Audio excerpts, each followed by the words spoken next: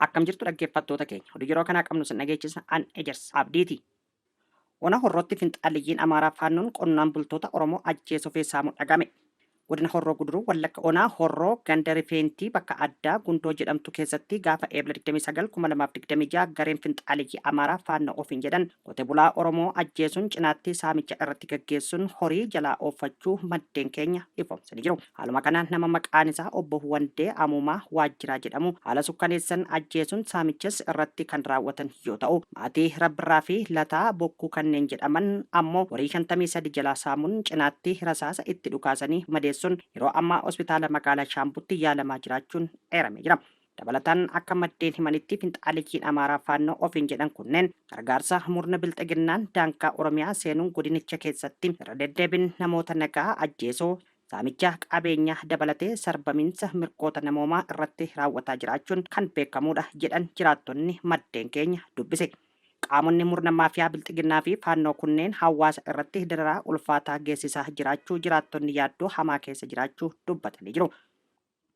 Ona daawwaa caffaa keessatti hidhattoonni Amaaraa haadha Oromoo tokko ajjeesuun loon hawaasas jumlaan ooffatanii deeman jedhame. Kaaba Oromiyaa godina Walloo ona daawwaa caffaa ganda dalgoo bakka addaa jaarraa jedhamutti torban darbe keessa hidhattoonni Amaaraa maqaa faannoo jedhuun of waaman loon uummata Oromoo lakkoofsan 470 ol ta'an ooffatanii deemuu maddeen gabaasanii jiru. Namoota saamaman keessaa muraasni maqaan isaanii nu qaqqabees Maammad Aliyyii, Maammad Adam, Aliyyi Adam, Aliyyi Muusaa fi Fuursee Abdurrahman kanneen jedhaman ta'uun baramee jira. Kana malees guyyuma sana gara jabeeyyiin finxaaliyyii Amaaraa kunneen onichuma ganda cirrii jedhamu keessaa harmee maqaan ishee aaddee Haalimaa jedhamtu rasaasa itti roobsuun haala rifaasisaa ta'een ajjeesanii gatuu maddeen dabaluun eeranii jiru. Deeggarsa mootummaa PPT meeshaalee waraanaa hanga funyaanitti hidhatanii kan bobbaafaman finxaalayyiin Amaaraa faannoon godinaalee Oromiyaa garaagaraa keessatti haala duraan baramee olitti ilmaan Oromoo irratti yakkoota adda addaa raawwachaa jiraachuun kan beekamudha.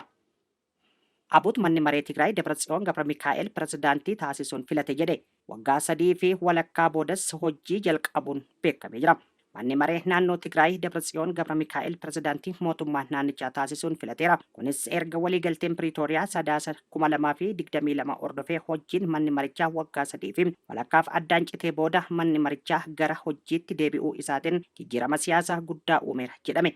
Manni marichaa bara hojii jaaffaa walgayii idilee jaaffaa caamsaa 5 gaggeessatti Kiroos Hagos Abiyaa'ii Marat Barihee ammoo itti aantuu Abiyaa'ii godhee kan filate yoo ta'u hojiiwwan seeraa baasummaa itti fufsiisuuf murteewwan adda addaa raggaasisee jira. Manni marichaa hojii isaa kan itti fufe mootummaan Itoophiyaa waliigaltee Piriitooriyaa kan diige ta'uu isaa erga mirkaneeffatee booda akka ta'e beeksisee jira. Waliigalteen kun sadaasa 2022 humnoota federaalaa fi humni adda bilisummaa uummata Tigraay Abut gidduutti waraana dhaabuuf kan mallatteeffamedha jedhamee jira. Itoophiyaan himannaan Suudaan dirooniin Itoophiyaa irraa ka'ee Kaartum haleele jechuun dhiyeessite kuffiste.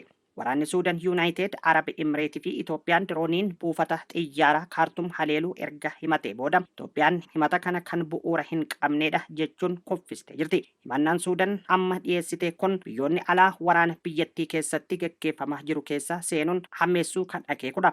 Dubbi himaa humna waraanaa Suudaan Birgaadeer Jeneraal Asim Awad Abdallahaab Itoophiyaa fi Yuunaayitid Arab Imireetis haleellaa kana keessatti kallattiin harka qabaachuu mootummaan Suudaan ragaa quubsaa akka qabu ibsan jedhame. Sababa haleellaa kanaan buufatni xiyyaaraa magaalaa Kaartum sa'aatii 72f tajaajila dhaabus ibsanii jiru.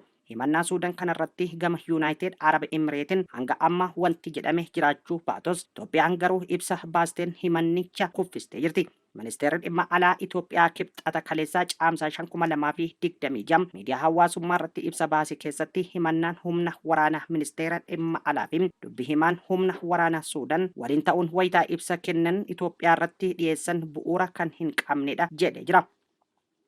Taanzaaniyaan lammiilee Afrikaa kibbaa biyyattii dhiisanii akka bahan sa'aatii 48 kennite. Pirezidaantiin Taanzaaniyaa Saamiyaa Suuluu Haasan lammiileen Afrikaa kibbaa biyyattii keessaa ba'uuf sa'aatii 48 qofa kan kennan yoo ta'u, daangaan Taanzaaniyaa fi Afrikaa kibbaa akka cufamus ajaja dabarsanii jiru. Meeshaan Taanzaaniyaa irraa gara Afrikaa kibbaatti hin ergamus jedhamee jira. Murteen kun kan murtaa'ee haleellaa jibbiinsa biyyoota alaa Afrikaa kibbaatti lammiilee Afrikaa keessattuu godaantota irratti raawwatame jedhameef deebii kennuudha jedhame. Akka hoogganaan Taanzaaniyaa kun jedhanitti daangaawwan Afrikaa kibbaa waliin jiran hundi cufamanii meeshaaleen Taanzaaniyaa irraa gara biyya sanaatti geessan hundi addaan citanii jiru. Tarkaanfiin kun wal dhabdee dippiloomaasii biyyoota lamaanii gara sadarkaa haaraatti ol guddisee jira jedhame. Pirezidaantiin Saamiyaa Suluhu Haasan haasaa cimaa taasisaniin mootummaan Afrikaa kibbaa cimsanii qeeqon Afrikaan kibbaa deeggarsi qabsoo bilisummaa isii argattee dagattee jirti jedhan. Pirezidaantichi itti dabaluudhaan Taanzaaniyaa dabalatee biyyoonni Afrikaa biroo baqattoota keessummeessuu fi egaan hordoftoota keenya oduu har'aaf qabnu asirratti raawwannee jirra. Qophiilee keenya biroo waliin turtii gaarii isiniin jenna.